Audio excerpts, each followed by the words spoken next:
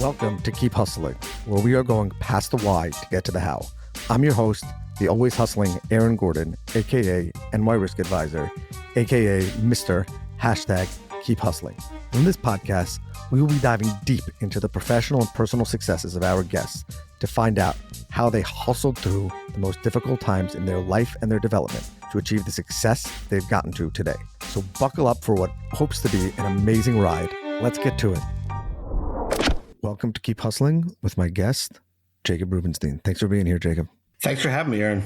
You know, when I think about, seriously, the ultimate hustler, not just because of your amazing social media prowess, and anyone who wants to reach you in the show notes will have all of your handles there, but just your story, your way to getting to where you are professionally right now and personally, I think you are the ultimate hustler. So having you on the podcast is a bucket list item for me, personally and professionally. So I am really excited to dig in.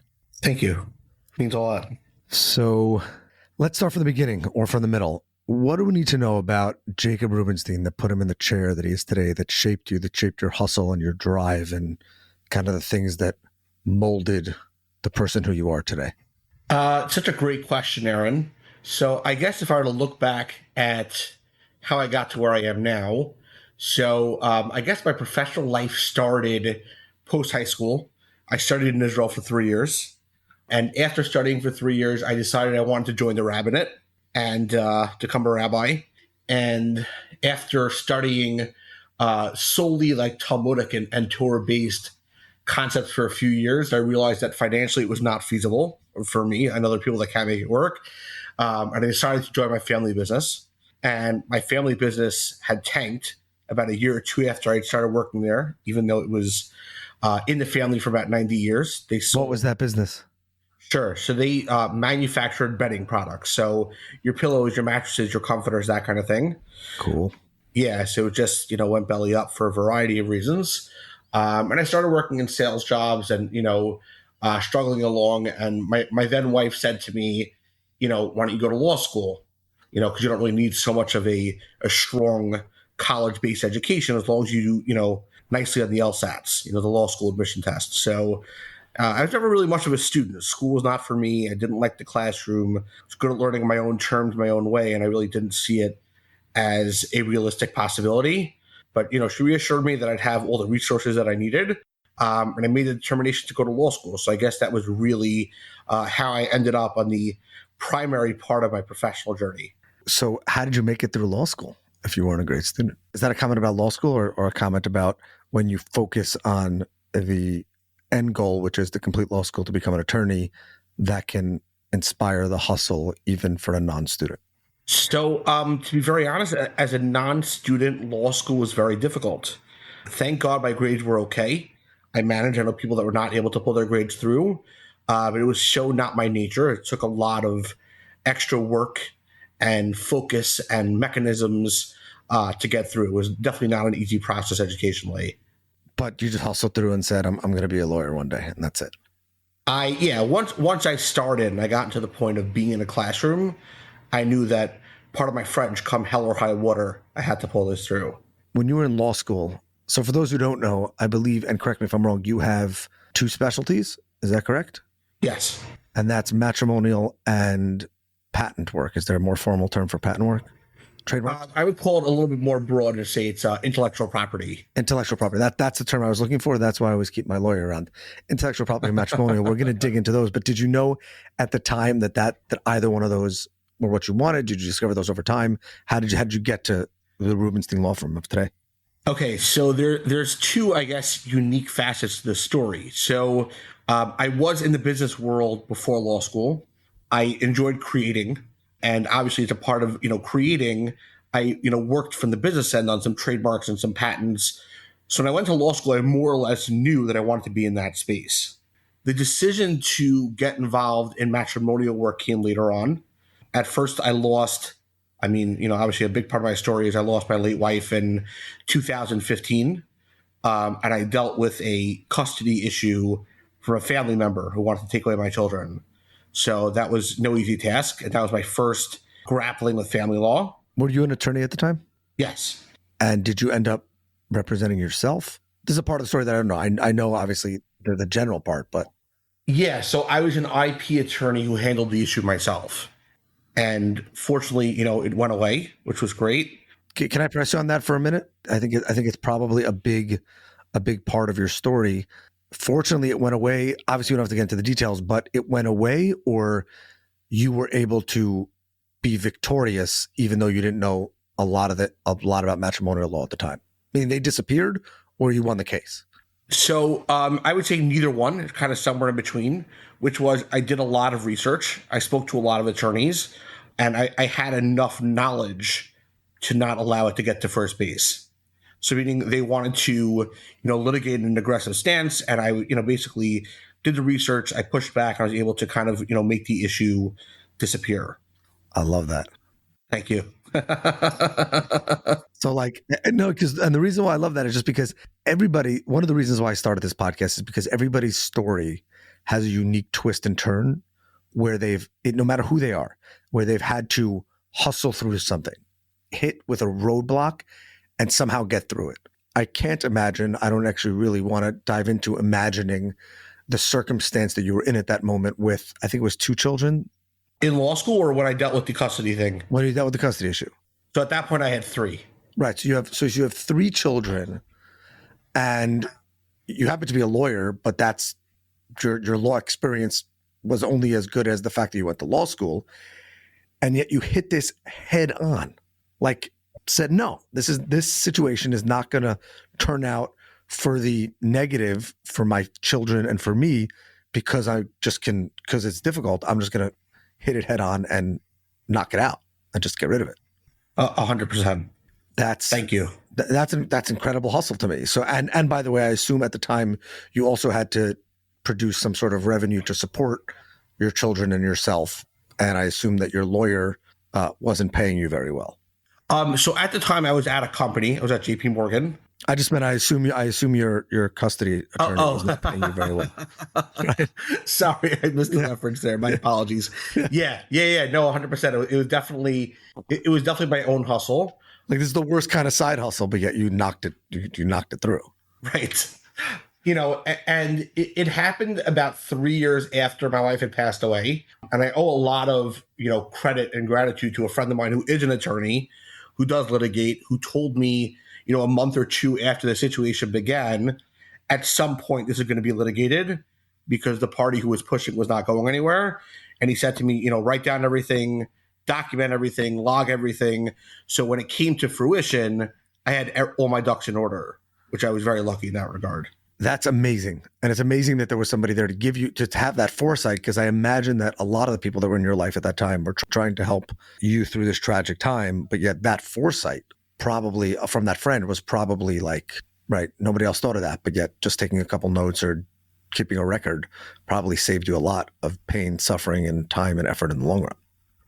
Yeah, 100%. It was a selfless and heroic move on his part to kind of delve into it, walk me through it. And also, it took a lot of courage from him. When I think about it in retrospect is, I guess as you're saying as well, somebody's going through a rough time. You don't want to put something else difficult in front of them. You feel like they have enough on their plate. Why bring up another sore topic? But right, exactly, 100%. Yeah, I think he felt it was important enough to ensure that I was on top of this and prepared for it, that he had the courage to bring it up. Were you guys very close? Very close. That helps that a little bit. It's not just someone who kind of is on the, what I'll call the second or third tier and then feels like that they need to give advice. Right.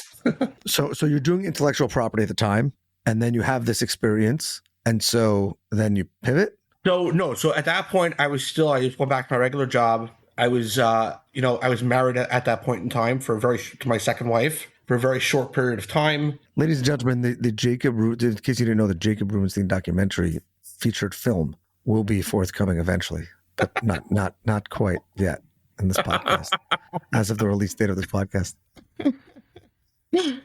For the record, for the listeners, you and I are friends. This is not the first time we're meeting, so obviously I know some of the details of this story, so we're just throwing that out there.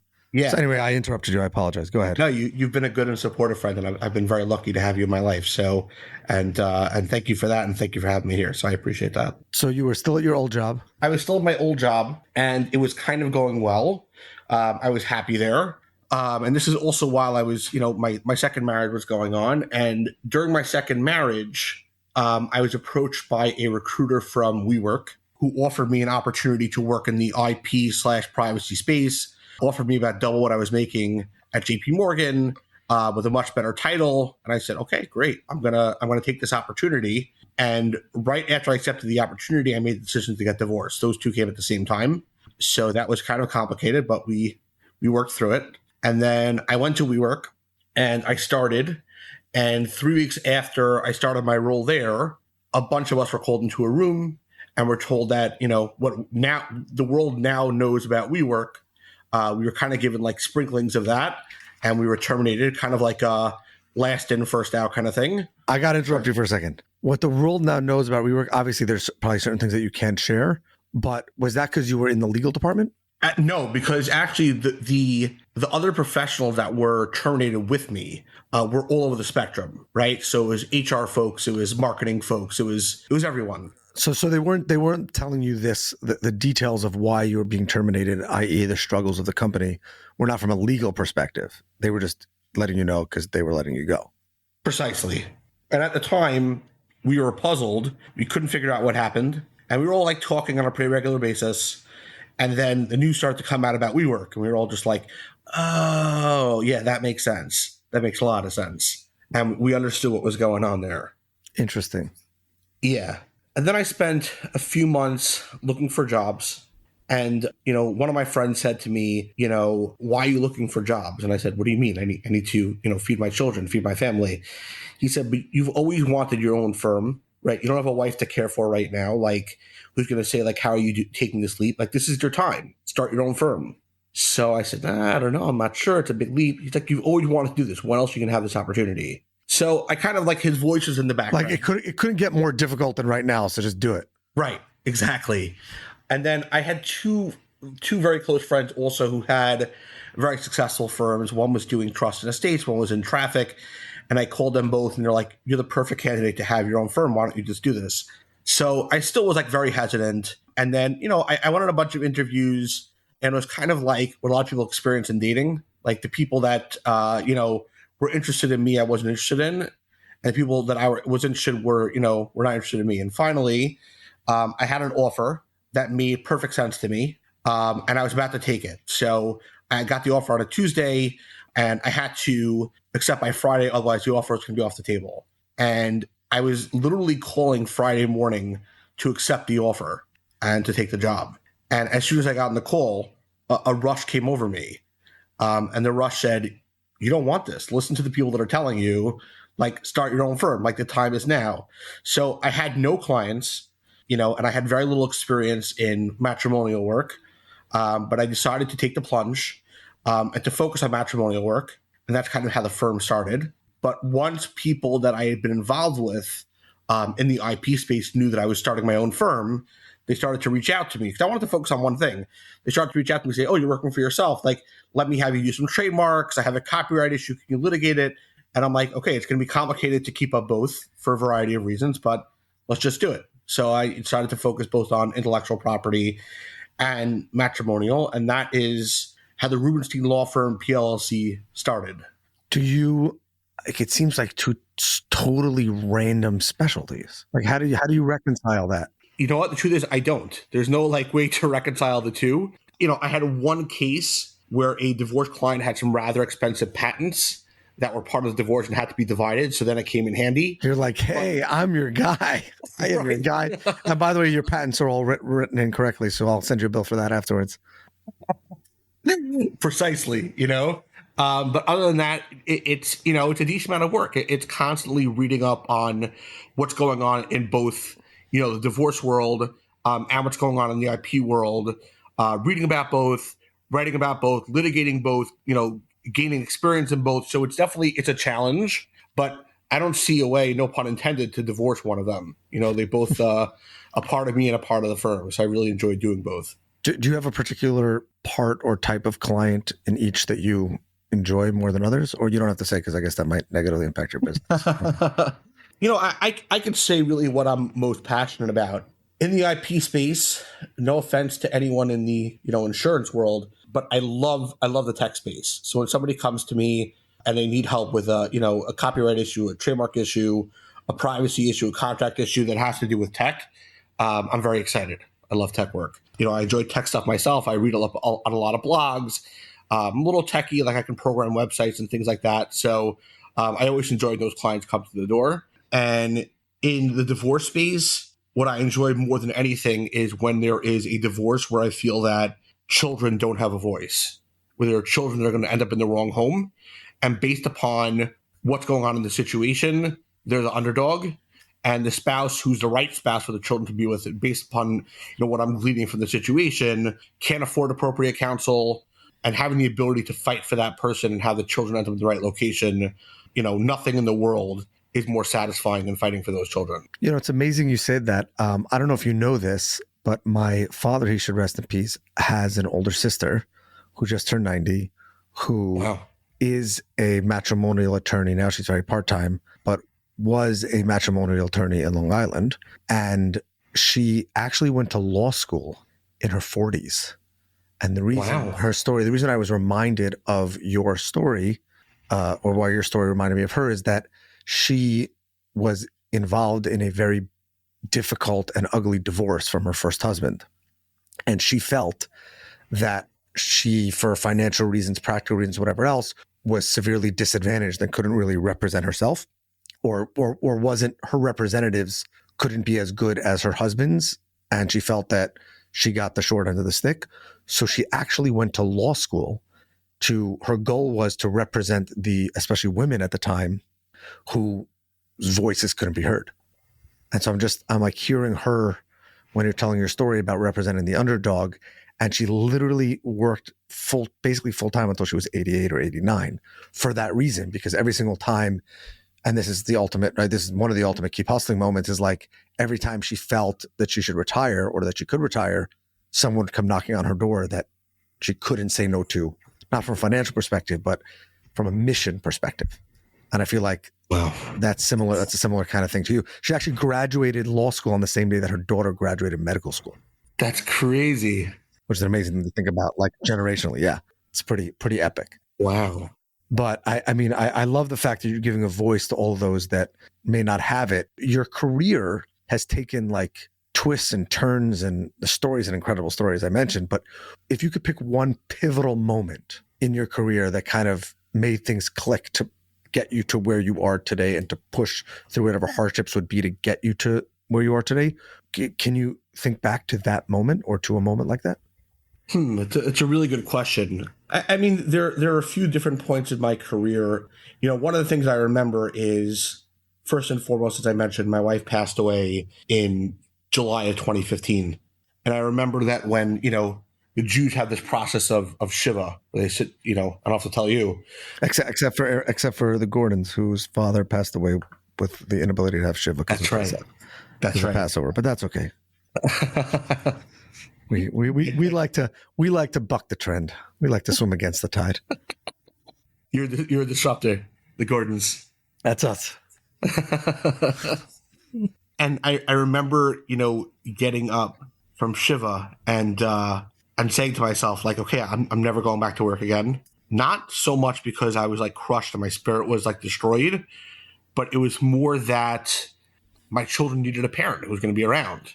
My wife worked full time, but, she made sure that whenever they're getting off the bus, she was going to be around. And I felt like, to be a lawyer, I'm not going to be able to have that kind of capacity to be there for them in that way. And I need to not go back to work and figure something else out. And I remember talking to my sister about it, and my sister saying, now more than ever, they need normalcy and stability. And if you make another major change, you're going to shift them completely. Like, they need things to stay stable in that regard.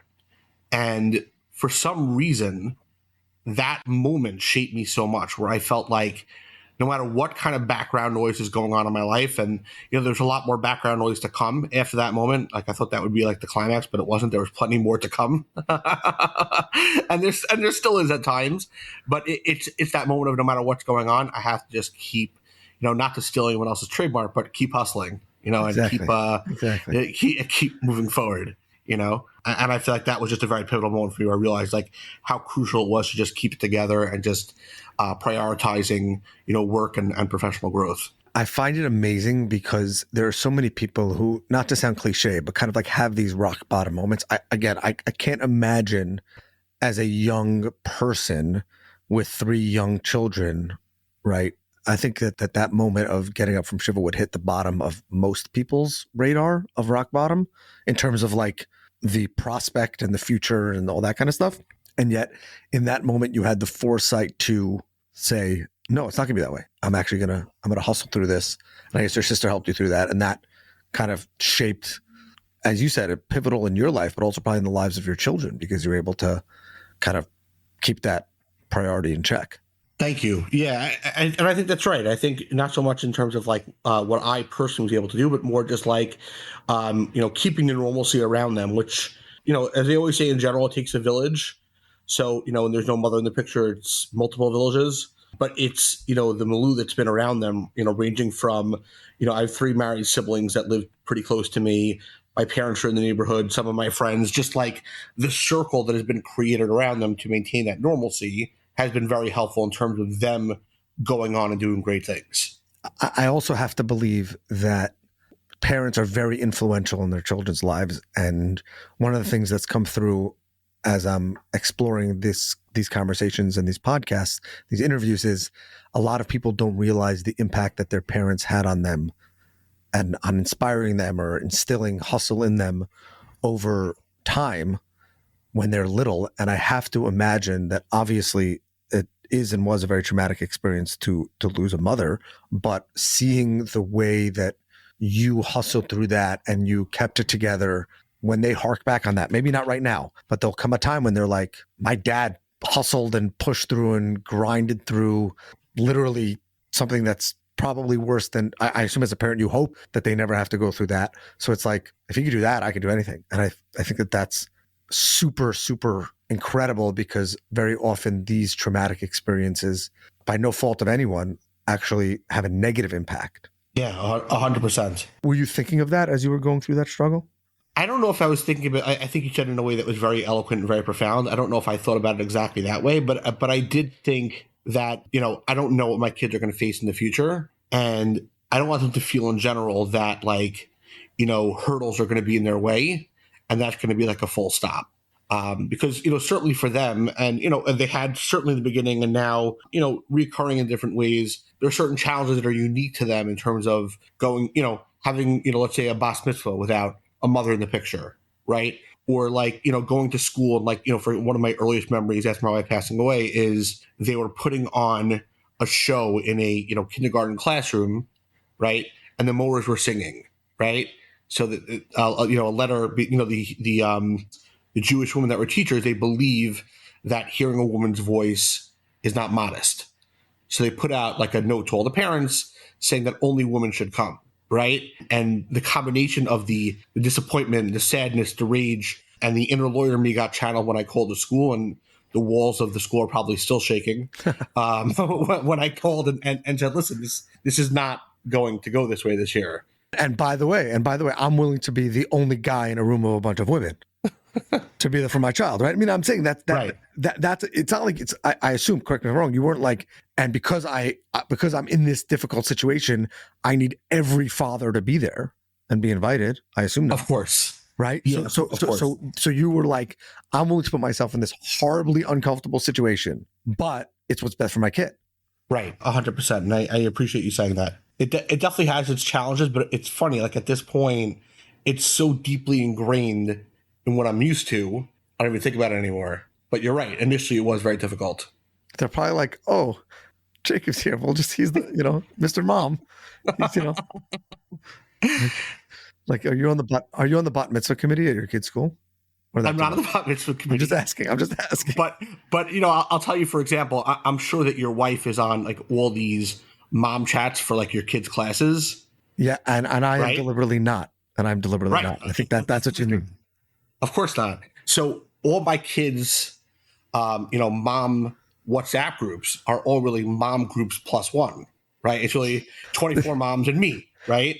This is totally off topic, but I love this. Do you think that they like have a secret second group without you?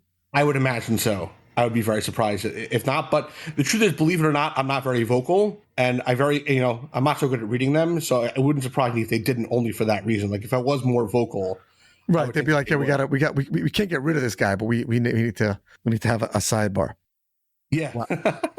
Your story is so incredible. I encourage everyone who's listening to this to, first of all, reach out to Jake. Give him a little thumbs up. Give him a comment on social media. He deserves it. You'll love his social media content. Make sure you give him a follow. I'm sure that over time, this story will continue to inspire. We have a closing tradition on this podcast. And by the way, thank you for sharing this so intimately and open and honestly. I know that you say that it's something that you're used to doing, but I can't imagine that diving into some of these subjects is easy on any front. So thank you for that. Thank you, Aaron. I appreciate it. We close the podcast by asking our guests to inspire us by sharing their current top of mind or favorite all-time motivational, inspirational quote. What is that for you? Okay, so mine involves a little bit of context, and I wouldn't say it's only a quote. There's a little bit of a story to it. So I remember, and this is amazing because it also helped me so much, that 9 months before my wife got sick, I was reading Entrepreneur magazine, and the back page, they had an interview, and the interviewee was the legendary shark, Barbara Corcoran. And one of the questions they asked to her was, how did you do this? Like, you were a woman in the most male-dominated industry, in the most male-dominated time. Like, how on earth were you successful? So she said, first of all, people think I'm smarter than anyone else. I was learning disabled, which I thought was fascinating. I didn't know that. Interesting. So that, by the way, that's the hustle, right? That just shows you hustle, grit, and will can probably outdo book smarts and all that kind of stuff any day. Yeah. I mean, because you listen to her on Shark Tank, you would never in a million years think that's true. So shit, I wasn't smarter than anyone else. I wasn't harder working than anyone else. I made it to the top by doing one thing. Every morning I woke up and I said, today is going to be the best day ever. And she's like, I've done it for many, many, many years, and it changes everything. So that's my favorite quote is today's going to be the best day ever. But I always just try to remember the background and to just keep saying it because it goes a long way. That is exactly what, people have challenged me because I say keep hustling is a lifestyle. It's not a tagline. It's a mindset and a lifestyle. And I believe that that's exactly what it's about. If a person wakes up every single morning and goes to sleep every single night, not ego, not saying I'm the smartest person or I'm the best at this or that, but saying today is going to be a good day. And by the way, correct me if I'm wrong, but I think part of that means today is going to be a good day and I have some control over that. I have some ownership over whether today is going to be a good day. Yeah, 100%. And so that is the greatest ending to Keep Hustling. Jacob Rubinstein, thank you so much for being here. Thank you for sharing. I really, that I appreciate you on a very personal level, on a professional level, and thank you for sharing your story with us. Thanks a lot, Aaron. Right back at you. This has been another episode of Keep Hustling. Remember, always do well by doing good, and of course, keep hustling. All right, hustlers, that brings us to the end of another fantastic episode. Thank you for listening. The listeners are the most important part of this show. If you like what you heard, please leave us a review wherever you listen to your favorite podcasts. Your feedback means the world to us and helps us reach more listeners. Plus, be sure to subscribe to our podcast so you never miss an episode. We have some amazing guests and topics lined up for you, and we don't want you to miss out. And finally, if you have any suggestions, comments, or even just want to say hello, please feel free to reach out to us on all social media platforms. We are Keep Hustling Pod on Instagram, X, Facebook, and LinkedIn. We would love to hear from you to continue the conversation. Thanks again for tuning in and supporting our podcast. We truly appreciate each and every one of you. Until next time, stay curious, stay hungry, and keep hustling.